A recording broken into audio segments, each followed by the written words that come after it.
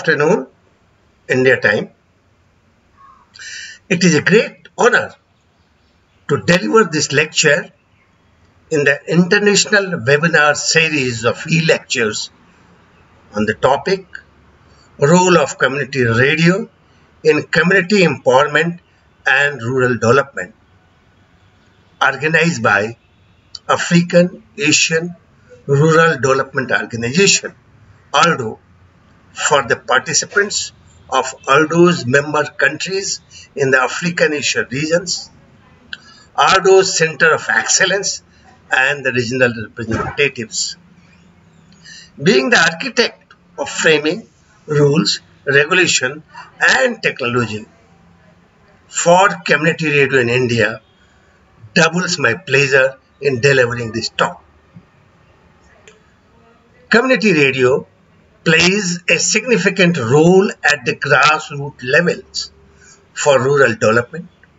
For instance, issues of poverty, gender inequality, education, social problems, among others, can be addressed by community radio in local language, which can be received just on a receiver costing $1. Radio provides participatory communication techniques that supports agricultural extension by communicating directly with farmers and listeners group. I will show in this presentation a few innovative use of community radio in India, Africa, and Nepal, which has resulted in significant impact in the areas of farming and education, addressing directly SDG 2030. Broadcasting and ICT are shaping the economy and the society. While broadcasting encompasses radio, TV broadcasting, and now even social media broadcasting, the ICT stands for Information and Communication Technology. Both are converging and they are helping us to make changes in all areas of our working and living. In this lecture, I am going to confine to radio broadcasting alone, leaving TV broadcasting and other form of broadcasting using new media. Radio broadcasting can be categorized into three services mainly. One is known as public service broadcasting. This type of broadcasting is mostly state-owned, which provides information and infotainment, including news. And the example of this type of broadcasting are All India Radio, BBC, etc. This broadcasting is mostly supported by government, at some places owned by state and funded by government. In some other places, it is an autonomous organization, but is still mostly funded by the government. Commercial or private broadcasting are based on the modality where the frequencies are auctioned by the state and they are purchased by privately run commercial industries and they use it for business and running and earning profit. Therefore, most of the programs are based on entertainment. The example in India are Radio Mirchi or Radio City. The third type of broadcasting is known as community broadcasting. Community broadcasting is generally free in many countries. The licenses are given to non-profit organizations, universities, agriculture centers, and they are operated by community to inform, educate, and contribute to the community's development. In India, only recognized institutes and NGOs can get the license. The community broadcasting is supposed to be voice to voiceless. This means that it is helping people to express themselves and to train them in certain areas of farming, livelihood generation, hygiene maintenance, health services, etc. There it plays a very significant role. we will further confine only to community radio or community broadcast. The community broadcasting has certain features such as it provides conviviality and culture. That means it has to be friendly. It is capable of providing education, can support strong democracy. It provides program for health and well-being. It is a great tool for economic equity, opportunity and sustainability, and this is an ideal framework for community development. The history of community broadcasting has been divided into four eras. The first era is from 1900 to 1940, which is known as the experimental era. 1950 to 1960 is known as wildfire era. 1970 to 1980s or solidarity, and 1990s to today is known as resurgence era. We will quickly go through all these four eras and see what happened during these days. Experimental era belonged to unlicensed hobbyists in North America, rebels in Ireland and Germany, amateur broadcasters by hundreds in Cairo, Radio Colombia and Radio Mineras in Bolivia. These all were using the radio waves without any license, and it was free for all.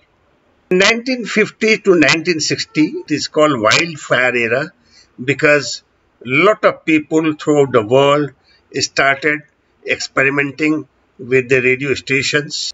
Almost no license or fewer regulations such as Paris radio station in Spain, Free Radio Algeria, Radio Rebela in Cuba, and so on and so forth. 1970 to 1980s was the solidarity era in which almost all the countries started regulating these type of community radio stations. Right from Canada to US to Chile to UK, Italy, Japan, France, and almost all the countries in the world started recognizing the importance of community radio and allocating special frequencies for these. This was also the era of start of many associations of community radio broadcasters throughout the world. 1990s to today is known as a resurgence era. Number of stations were opened throughout the world.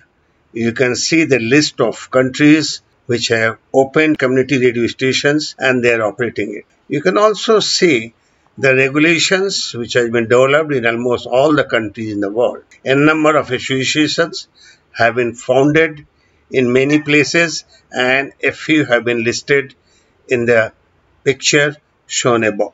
After having traced history, I will like to tell you about how the community radio started in this country, that is India. Let us listen to Dr. H.O. Srivastava, the architect and father of technology, about the birth of community radio in India directly. It was August of 2002 and I had gone to the residence of Madam Sushma Swaraj, the then Minister of Information and Broadcasting. The purpose was to brief her about some parliament question. After discussions were over, she just asked me, Dr. Srivastava, there are so many community radio stations in US and other countries which broadcast regular programs such as traffic condition and weather. Why can't we have these in India? When I asked to your top people in Prasar Bharati, they say it is not feasible in India. My answer was, Madam, I don't foresee any problem technically, and we can definitely have these in India. She wanted me to prepare a document and plan and gave it to her directly. I came back, word on the details such as lattice plan, the technology, the system design, casting, etc., and handed over the document to her in next few days. She discussed this paper with Shri Anil Bajal, the then additional secretary in the Ministry of INB, and handed the documents to him for further action. Myself and Shri Bajal had a few discussions and meetings on different aspects of establishing community radio in the country. The final draft was ready, and it was the draft for Community Radio Act. This draft was put up to the government, and finally the draft was approved as a Community Radio Act in December 2002. This is how the community radio came here, and the reluctance from the top people in Ministry of INB and All India Radio was they thought that if private radios have come in the form of commercial radio, if community radio comes, there will be higher competition. And in fact, one of my top boss at that time told me that, Dr. Srivastava, you want to kill All India Radio? I told no, I want to make it more competitive. Only the people who can survive the competition have the ability to live. And if we want to live, we must go through the competition. It would have not come but for the active participation of Sri Anil Bajal, who is Lieutenant Governor of Delhi these days, and late Madam Sushma Swaraj, who was very keen to bring it, and with her effort, there was nothing which could not be achieved. So this is how the community radio came in the country. Now let us see what is a community radio. Community radio is a concept that small FM broadcasting stations with low power can be used to put a localized broadcasting for the benefit of the society and the people. This is a real community radio station which was designed, developed by World Development Foundation for Chaudhary Charan Singh Agriculture University, Hisar in Haryana, and it was inaugurated by Honorable Chief Minister Shri Bhupender Singh Hooda. So you will find this is one production studio. Shri Hooda is sitting here for during inauguration. So we have one production studio, one small recording cum transmission studio. People are speaking here. They can be doing all sorts of programs on farmer or anything that we'll discuss about the programs later on. Then this is recorded here. Or if you want to do live broadcasting, then it can go live using transmitters. This is a 50-watt transmitters, which was also manufactured by World Development Foundation. And then this program goes to a tower and it is broadcasted. This can be received by any receiver. And of course, these days on mobile phones also, there is a provision for FM listening. So it can be listened by mobile phones also. In India, you know, when we did the lattice plan, and in 2002, then we had thought that only about 4,000 community radio stations could be installed in the country. And for doing that, we have to limit the range of the community radio stations. So a 50-watt transmitter and 30-meter tower. This is the range. This is the total limit of the power and height of the tower. And therefore, it covers in between 10 to 15 kilometers of radial area from the university or whatever place we are putting it. So this is the type of range that is covered.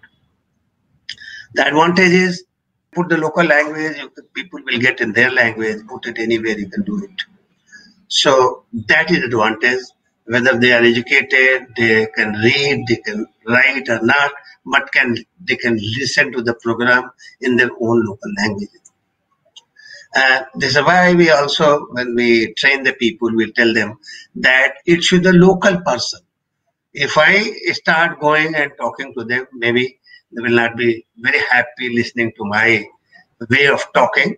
But if a local lad, a farmer is coming and talking from the studio, then it makes a real impact. In 2007, I talked to Minister of Communication and IT. It was Media Lab Asia. And Media Lab Asia, I wanted to test this use of community radio in the country, and I wanted them to fund the program. And they funded the program for establishing 5 community radio stations in state agriculture universities in different parts of the country. So with their fund and support, World Development Foundation established 5 community radio stations. One, this was done in Raipur, Chhattisgarh. Second was done in Kumarganj, Faizabad, UP, because they wanted 5 linguistic regions to be used for this and see the impact.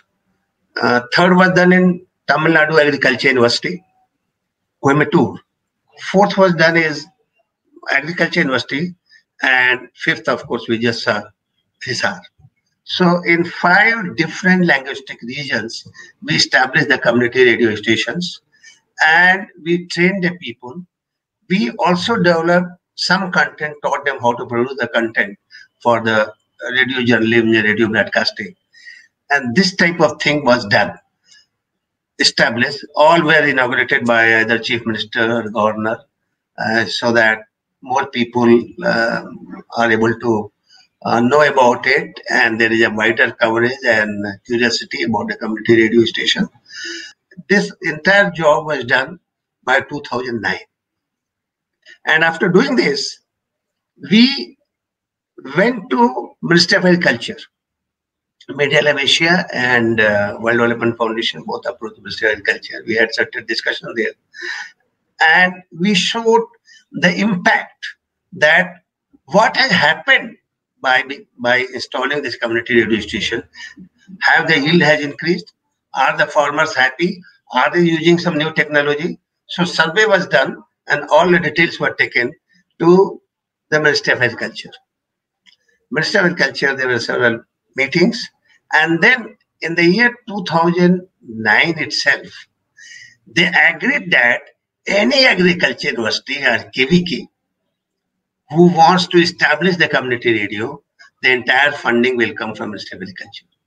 The first year, in fact, and I was member of the committee, 80 crores was put for putting the community radio station. Ministry of Communication and Information Technology, Federal Republic of Ethiopia, and World Development Foundation, New Delhi, signed an agreement in 2014 for establishing 7 community radio stations at remote places that can be seen in the map. The idea was that these community radio stations will provide an avenue for the free flow of beneficial information aimed at uplifting the plight of the various sectors of the community. It was also thought that these community radio stations shall open up possibilities for everyone, especially the citizens, to express themselves socially, culturally, politically, and spiritually, thus preparing each and every member of the community to participate in decision making. We established, with the active support of Government of India, Embassy of India in Ethiopia, and MCIT Ethiopia, and handed over the community radio stations after training the people to operate, run, and maintain the community radio stations. I vividly remember that while we were traveling from Addis Ababa to Finote Salem, along with the officers from Ministry of Communication and IT and other people. And as soon as we reached about 50 kilometers from the Finote Salem, we started getting the signal. The people got so happy, they stopped the car, they started dancing, and it appeared to be a miracle for them. The higher range was because Ministry of Communication, IT, Government of Ethiopia allowed 700 watt of transmitters to be put at each places. The places were remote, it was difficult to install, but we completed the entire installation within 2 months after receipt of the equipment at the site. Everywhere the people were trained to operate it, and there was a lot of enthusiasm in the people to operate these community radio stations. As of now, I went through an article which has been published by local people saying that all the community radio stations are working fine and it has provided great benefit to the people in various fields like agriculture, health and hygiene, and social development. These are two radio stations installed in Nepal with further higher power of 3 kilowatt. Good content for community radio is key to its success. Some of the components of the content are signature tune, which is basically the radio station's identity. Cue sheet, as it suggests, is the time sheet for various programs which are to be followed rigorously so that the listener knows what program will come at what time. A number of subjects can be covered.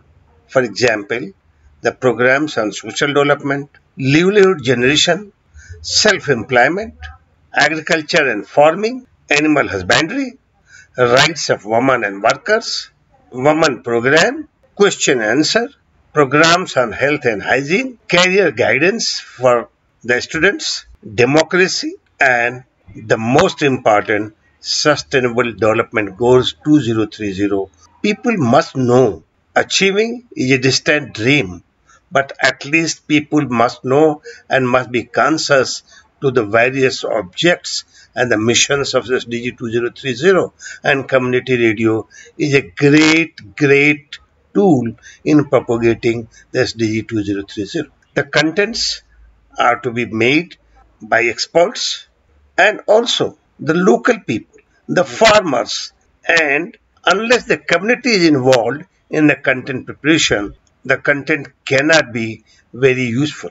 Content generation has to be at the field level in the local language. It has to be evaluated and accepted. Various methods can be used for content generation. For example, if we see in the photos, this is a photo of some of the community radio stations, and the content is being created by calling a honey seller and using her 30 years of experience in making up the honey and selling it. Similarly, musical programs and lyric mode of presentation is always very useful and entertaining. Interviewing women presidents, NGOs, SHGs on village development, issues of people and friendly solutions are the other way of doing it. School teachers can be called and they can be trained on rural sanitation.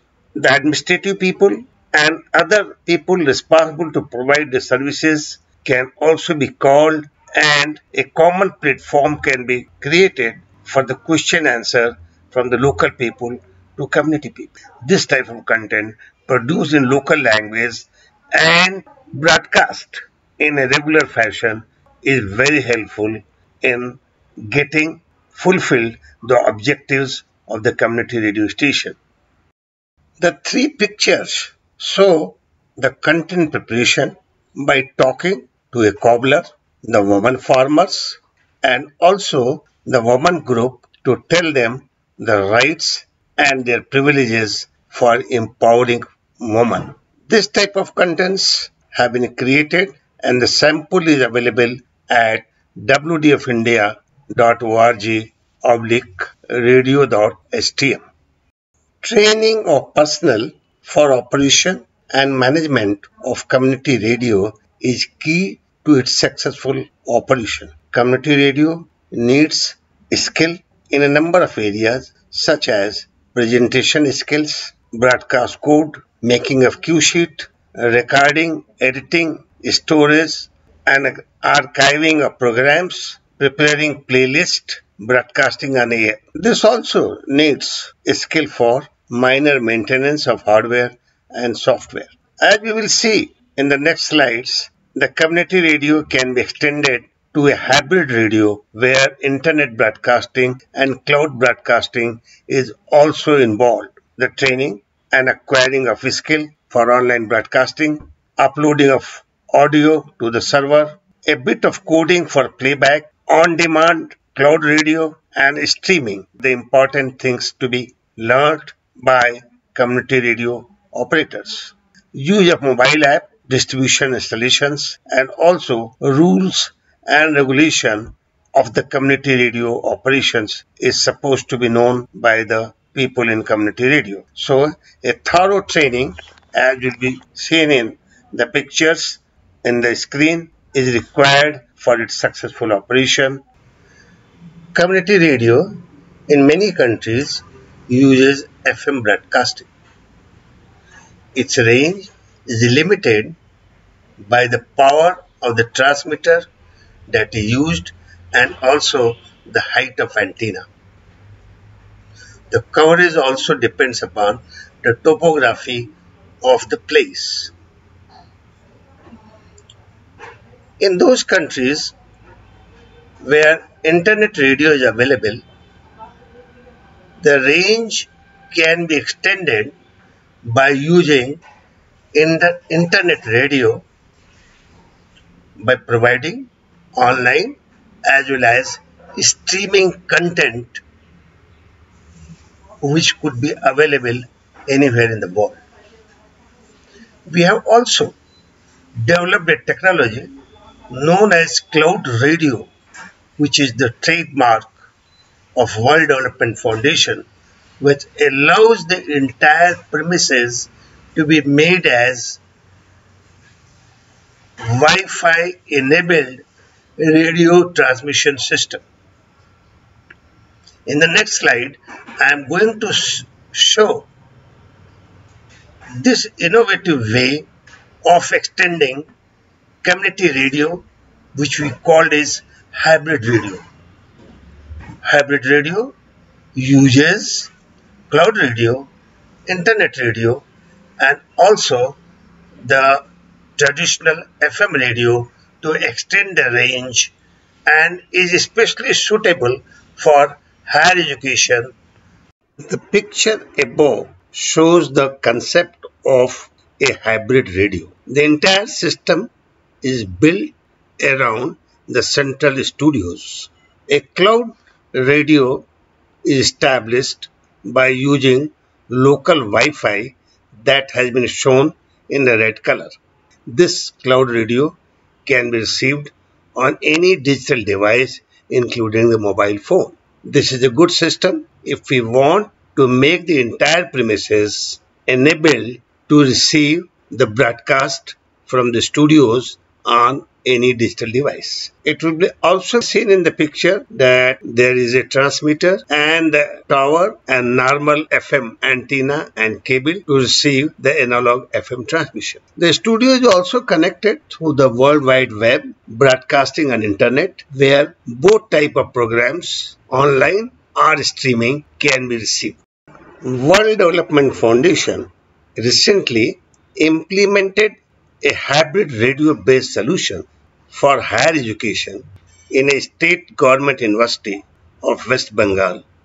The university is Cooch Behar Panchanan Burma University. If you will see the picture above, you find an inner orange line which shows the domain of cloud radio using university Wi-Fi. The outer red circle shows the coverage by normal community radio using FM transmission system. The university has also connected its studio to the web, and thereby whatever education they are giving is available to all its 15 affiliated colleges. This way, the expertise of university has been extended to all the affiliated colleges located in remote places. The students from university as well as colleges are able to get streaming lectures from the experts in the university and also on demand entire courses through the web. The interactivity has been provided using WhatsApp, where students can listen to the lectures, raise questions, and get online query both through the traditional FM community radio as well as on WhatsApp. Audio or video studios and media production centers are key to good programming and successful broadcasts. We have shown in the picture a few audio and video studios and media production centers which have been installed by World Development Foundation at various places. On the top extreme right, you can see the audio studio. The middle is also an audio studio where people are being trained. And on the top extreme left, something known as sound lab. If you go to the bottom, in the extreme right, it is production control room for a video production center. The middle is a beautiful studio with 3 cameras for video recording, and on the extreme left is the edit center where the videos are being edited. All these facilities are not required for all the places. It depends upon the type of the activities that a center wants to do. National and international seminars, workshops, and tutorials are very important as is being done by Aldo today. This is required for dissemination of information and cooperation.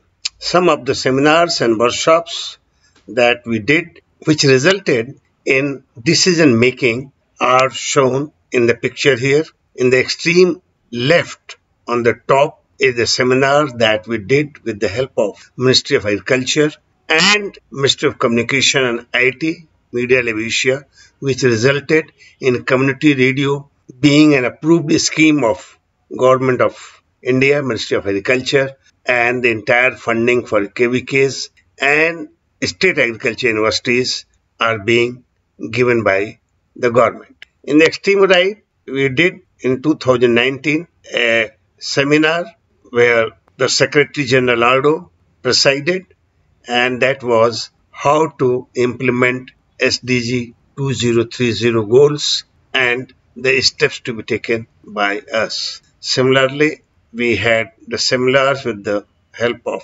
Institution of Electronics and Telecom Engineers, the bottom extreme left. The middle, we had some students from EFR Rotterdam, Netherlands, who visited World Development Foundation to understand the activities. We also undertook workshop with the help of Teamcast France to explore the possibility of cooperation in the field of broadcasting and ICT.